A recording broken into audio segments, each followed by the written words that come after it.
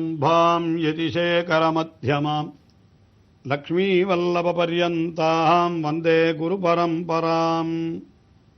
ஆழ்வார்கள் வாழி அருளிச் செயல் வாழி தாழ்வாதுமில் குரவர்தாம் வாழி ஏகழ்வாறுமுய்ய அவர்களுரைத்தவைகள்தாம் வாழி செய்யமறை தன்னுடனே சேர்ந்து. திருமழிசை ஆழ்வார் எம்பெருமான் ஸ்ரீமன் நாராயணன் ஒருவனையே பரதெய்வம் என்று கொண்டவர். ஆகையினாலே அவர் அந்த நாராயணனைத் தவிர பிற தெய்வங்கள் அனைத்தும் அவனுக்கு கீழ்ப்பட்டவைகளே என்றெல்லாம் பல பல பாசுரங்களிலே தெரிவித்திருக்கிறார். அப்படிப்பட்ட எம்பெருமானை அடைந்தால் அல்லது ஒருத்தன் வீடு பேறு அடைய முடியாது என்கிற உயர்ந்த கருத்தை பல பல பாசுரங்களிலே தெரிவித்து வருகிறார். இன்னும் மிகவும் தொன்மையான சங்கநூல் இலக்கியங்கள் என்று சொல்லப்படுகின்ற பரிபாடலிலே கூட அந்த மறுபிறப்பருக்கும் மாசில் சேவடி மாயோயே என்று இந்த பிறப்பையெல்லாம் நமக்கு அறுத்து வீடு பேற்று அளித்தருள்பவன் மாயோன் என்று சொல்லப்படுகின்ற திருமால்தான் என்று காட்டப்பெற்றிருக்கிறது பரிபாடலிலே. நாரிணர்த்துழாயோன் நல்கின் அல்லதை ஏறுதல் எளிதோ வீறு பெரு துறக்கம் என்றும் கூட பரிபாடலிலே அந்த திருத்துழாய் மாலை அணிந்த எம்பெருமான் அவன் கொடுத்தால் அல்லது வீடு பேறு அடைய முடியாது என்றெல்லாம் அங்கேயும் தெரிவிக்கப்பட்டிருக்கிறது பரிபாடலிலே. அதே போன்ற கருத்தைத்தான் திருமழிசை ஆழ்வாரும் தெரிவிக்கிறார் பல பல பாசுரங்களாலே. அதிலே 80வது பாசுரத்திலே என்ன தெரிவிக்கிறார் என்றால், விரோதிகளையெல்லாம் அழித்து நம்மை ஆட்கொள்வதற்கு அவன் வல்லவன். ஆயினாலே அவனிடத்திலே ஆசை வைத்தால்தான் நாம் வீடு பேறு அடையலாமே தவிர இல்லை என்றால் வீடு பேற்றை அடைய முடியாது என்று நன்றாக தெளிவாகவே நமக்கு தெரிவிக்கின்றார். ஆசியாகி நேசமின்னி வந்ததிர்ந்த தேனுகன் நாசமாகி நாளுலப்பா நன்மை சேர்பனங்கனிக்கு மேல் நிமந்ததோடு இல்லையாக்கினாய் கழற்கு ஆதயாம் அவர்களால் அமரராகலாகுமே. பகவான் கண்ணனாய் அவதரித்த காலத்திலே பல பல அசுரர்களை தொலைத்தான். இதிலிருந்து என்ன தெரிவிக்கப்படுகிறது என்னால் விரோதிகளை தொலைக்க வல்லவன் என்பது தெரிவிக்கப்படுகிறது. அப்படி அவன் தொலைத்த விரோதிகளிலே 2 பேரை தெரிவிக்கின்றார். தேனுகாசுரன் என்று ஒருத்தன், அதாவது அவன் ஒரு கோவேறு கழுதையினுடைய வடிவத்திலே கண்ணனை கொல்ல வேண்டும் என்று வந்தானான். கம்சனாலே ஏவப்பட்டு வந்த அசுரனவன்.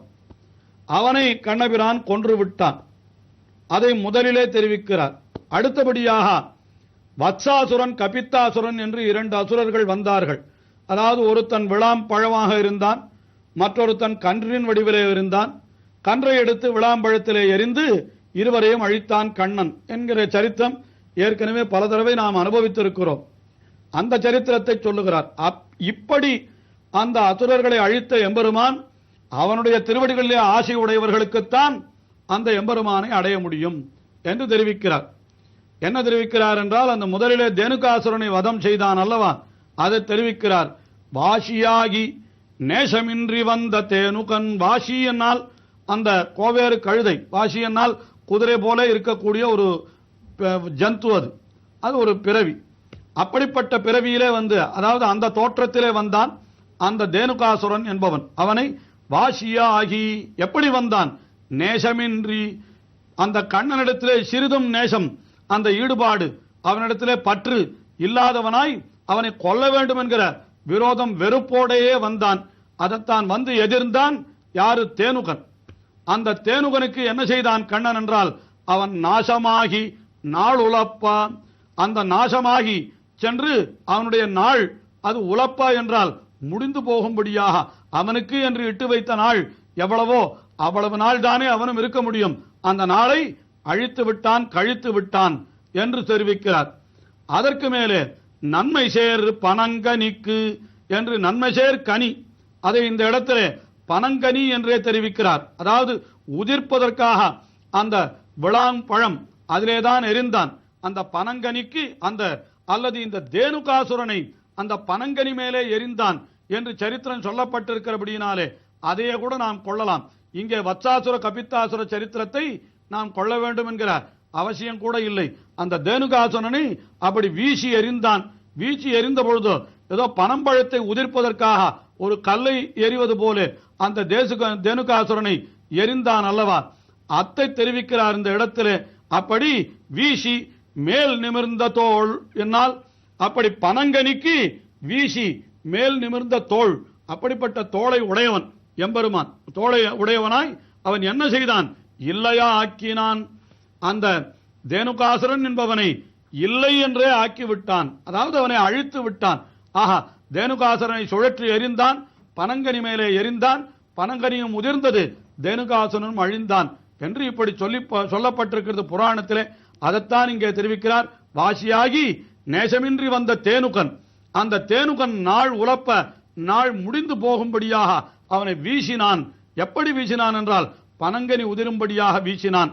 அப்படிப்பட்ட தோளை உடையவன், அப்படிப்பட்ட தோளை உடைய அந்த எம்பெருமானுடைய அந்த திருவடிகளுக்கு கழற்கு ஆசையாம் அலாது. ஆசையாம் அலாது என்னால் அந்த எம்பெருமானுடைய திருவடிகளுக்கு ஆசை யார் வைக்கிறார்களோ அவர்களுக்கு அல்லது மற்றவர்களுக்கு அமரராகலாகுமே, அமரர்களாக ஆக முடியுமோ? அமரர் என்னால் நித்திய சூரிகள், அமரர் என்னால் சாமான்யமான அமரர்களான இந்த தேவர்களை சொல்லவில்லை. அந்த எம்பெருமானுடைய திருவடிகளிலே அடியவர்களாக ஆகிவிட்டால் அப்பொழுது அவர்கள் நித்திய சூரிகள், அதாவது பரமபதத்திற்கு சென்று முக்தாத்மாக்களாக ஆகிவிடுவார்கள். நித்திய சூர்களுக்கு சமமானவர்களாக ஆகிவிடுவார்கள். ஆஹா, விரோதிகளை அழிக்க வல்லவன், விரோதி நிரசன சமர்த்தன், அவனுடைய திருவடிகளை பற்றினால் நம்முடைய விரோதிகளையும் தொலைத்து நம்மை பரமபதத்திற்கு அவன் அழைத்து சென்று நம்மை அங்கே அமரராக்கி வைப்பான் என்று இந்த 80வது பாசுரத்திலே தெரிவித்தவர். இதற்கு மேலே 81வது பாசுரம், அதிலே என்ன அர்த்தம் தெரிவிக்கிறார் என்றால், நமக்காக அவன் உடம்பு நோவ காரியங்களை செய்பவன், விரோதிகளை அழிப்பது மட்டுமல்ல, நமக்கு வேண்டியதை கொடுப்பவனும் அவன்தான் என்கிற அர்த்தத்தை தெரிவிக்கிறார். வேண்டியதை கொடுப்பவன் என்னால் யாருக்கு எப்பொழுது என்ன கொடுத்திருக்கிறான் என்ற கேள்வி எழுமல்லவா? தெரிவிக்கிறார். என்ன கொடுத்திருக்கிறான் என்றால், தேவர்கள் அவர்கள் தங்களுக்கு அமிர்தம் வேண்டும் என்று வேண்டினார்கள். உடனே கண்ணபிரான், அதாவது பகவான் ஸ்ரீமன் நாராயணன் என்ன செய்தான் என்றால், அவனே அந்த உலகத்திலே வந்து அந்த சமுத்திரத்தை மந்திரமலையை இட்டு கடைந்து அமிர்தத்தை எடுத்து கொடுத்தான் அல்லவா? ஆஹா, விரோதிகளை அழிப்பவன் என்கிறதை கீழே 80வது பாசுரத்திலே தெரிவித்தவர். அடுத்தபடியாக 81வது பாசுரத்திலே அவன் நமக்கு வேண்டியவற்றை கொடுப்பவன் என்பதையும் தெரிவிக்கிறார். கடைந்தவார் கடல் கிடந்து காலநேமியை கடிந்து உடைந்தவாலி தந்தனுக்கு உதவ வந்திராமனாய் இடைந்த வேள் மரங்களும் அடங்கவை திவேங்கடம் அடைந்த மால பாதமே அடைந்து நாளும் உய்மினோ. முதலிலே அவன் செய்த செயல் எது என்னால், கடைந்த பார்க்கடல் கிடந்து, அவன் தன்னாலே கடையப்பட்ட பார்க்கடலாம், அதிலேயே அவன் வந்து படுத்துக் கொண்டிருக்கிறானாம். திருப்பார்கடலை கடைந்தபடியினாலே அவன் அமுதர்களுக்கு, அதாவது அமரர்களுக்கு, தேவர்களுக்கு அவன் அமுதம் அளித்தான் என்கிற சரித்திரம் சொல்லப்பட்டது. அது மட்டுமல்ல, அந்த தேவர்களுக்கு விரோதியாயிருந்த காலநேமி என்கிற அசுரனையும் அழித்தான். காலநேமியை கடிந்து, அந்த கடைந்த பார்க்கடலிலே தான் சயனித்துக் கொண்டிருந்தான். சயனித்துக் கொண்டிருந்த இடத்திலே வந்து தேவர்கள் முறைப்பட்டார்கள். உடனே அவர்களுடைய குறையை தீர்த்தான், காலநேமியை அழித்தான் என்கிறார். அதற்கு மேலே உடைந்த வாலி தந்தனக்கு உதவ வந்து, உடைந்த வாலி, வாலி என்னால் சுக்ரீவனுடைய தமையன், அவனுடைய தம்பி இருக்கிறானே வாலி, அவன் எப்படி இருந்தான் என்னால், அதாவது சுக்ரீவன் வாலியினுடைய தம்பியான சுக்ரீவன் வாலியினாலே துன்புறுத்தப்பட்டு உடைந்து போயிருந்தானாம். அப்படி உடைந்து போயிருந்த வாலி தந்தனுக்கு என்றார். வாலியினுடைய தந்தனுக்கு என்னால் தம்பிக்கு என்று பொருள் கொள்ள வேண்டும் என்று வியாக்கியானத்திலே காட்டப்பட்டிருக்கிறது. அவனுக்கு உதவ வந்து என்ன செய்தான்? இராமனாய் உதவ வந்து என்ன செய்தான் என்றால், மிடைந்த 7 மரங்களும் அடங்க வைதான். மிடைந்த ஒன்றுக்கொன்று நெருங்கி இருந்த அந்த சால விருட்சங்கள், அதாவது அந்த மரத்தை தொலைக்க வேண்டும் என்று ஒரு நியமனம் இட்டான் அல்லவா சுக்ரீவன், அப்பொழுதுதான் உன்னை நான் நம்புவேன் என்று ஏற்கனவே இந்த சரித்திரமானது கீழே கூட மரம்பொத சரந்துதந்து வாலி வீழ முன்னோர் நாள் என்று அந்த சரித்திரம் சொல்லப்பட்டிருக்கிறது. அதை மறுபடியும் தெரிவிக்கிறார். எதற்காக என்னால், நமக்கு வேண்டியதெல்லாம் செய்யக்கூடியவன் அவன் என்பதற்காக தெரிவிக்கிறார். இப்படி மிடைந்த ஒன்றுக்கொன்று நெருங்கி கிடந்த 7 மரங்களும் என்ன செய்தான்? அதை அடங்க எய்தான், அவை அழியும்படியாக எய்தான். அப்படிப்பட்டவனை இன்றைக்கு நாம் எங்கே சேவிக்கலாம் என்றால் அவன்தான் திருவேங்கட மலையிலே எழுந்தருள் இருக்கிறான் என்று அப்படி வேங்கடமட இந்தமால் என்று அவனை தெரிவிக்கிறார். அப்படி வேங்கடத்திலே அடைந்தவனான அந்த எம்பெருமான் திருவேங்கட மலையிலே எழுந்தருள் இருக்கிறான். அப்படிப்பட்ட மால பாதமே அடைந்து அந்த எம்பெருமானுடைய திருவடிகளையே அடைந்து நாளும் உய்மின், நீங்கள் நாள்தோறும் அந்த எம்பெருமானுடைய திருவடிகளை அடையுங்கள், உய்வு பெறுங்கள், உஜ்ஜீவனத்தை அடையுங்கள் என்று நமக்கு தெரிவிக்கின்றார். ஆஹா, விபவாவதாரத்திலே அடியவர்களுக்கு அவன் பல காரியங்களை செய்திருக்கிறான் என்பதை காட்டுவதற்காக பார்க்கடலை கடைந்தான், காலநேமியை அழித்தான், அந்த அடியவர்களுடைய விரோதியான காலநேமியை அழித்தான். இன்னும் சுக்ரீவனுக்கு தன் மீது நம்பிக்கை உண்டாக வேணும் என்பதற்காக இப்படி சப்த சால விருட்சங்களை துளைத்தான் என்றெல்லாம் தெரிவித்தார். அப்படிப்பட்டவன் நமக்கும் காரியம் செய்வதற்காக சித்தமாக எழுந்தருளியிருக்கிறான். எங்கே என்றால் திருவேங்கட மலையிலே. அவனை போய் அங்கே சென்று அவனை தொழுது அவனுடைய திருவடிகளை நாம் துதித்தோமானால் நமக்கும் இப்படிப்பட்ட காரியங்களை செய்வான். ஆகையினாலே நாமும் உஜ்ஜீவனத்தை பெறலாமே. அதைத்தான் இந்த பாசுரத்திலே தெரிவிக்கிறார் திருமழிசை ஆழ்வார். அந்த வேங்கடம் அடைந்த மாலபாதமே அடைந்து நாளும் உய்மினோ, அந்த எம்பெருமானுடைய திருவடிகளை நாளும் அடைந்து நீங்களும் உஜ்ஜீவிக்க பாருங்கள் என்று நமக்கு உபதேசிக்கிறார்.